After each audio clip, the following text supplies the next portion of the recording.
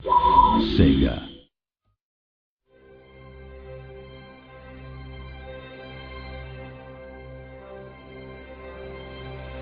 And action.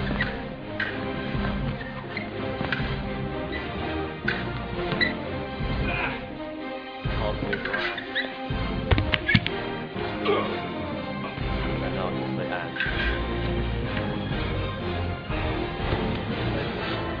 It's the first time in the Total War series that we've taken the battles to the high seas. We've added naval battles. On the campaign map, we've really extended the game outside of Europe, across the world, so it's a much larger scope game than we've ever made before. What we're doing today is just literally capturing the animations. Then once we're happy, we'll sign all the animations off and the animators will start working on these.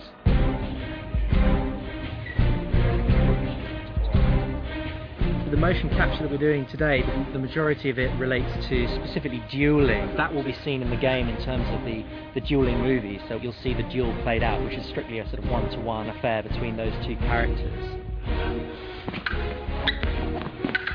What's quite focusing on now is actually matched animation, so you take a pair of soldiers and actually capture those movements at the same time, and it creates a much more realistic, visceral kind of combat that you can see on the battlefield.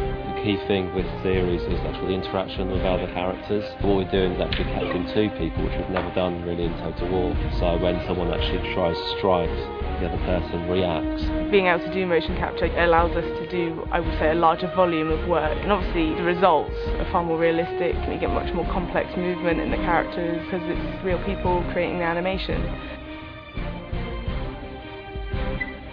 We want to make sure that the fighting is authentically 18th century. Put a lot of effort into researching how these kind of fights played out and the use of particular weapons that the different soldiers had. We kind of reference a lot of films, and one of the theories we've referenced on the Sharp is really great to see, just the historical accuracy and what they look like. It also gives us a backdrop as animators to really get the feel of the time, which is really important. We're starting to use professional stuntmen to do the animation, and actually that makes a big difference.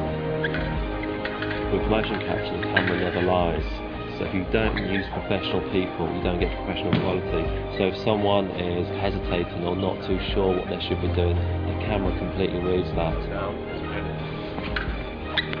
And even though we're kind of trying to be historically accurate, at the end of the day we are making an entertainment product.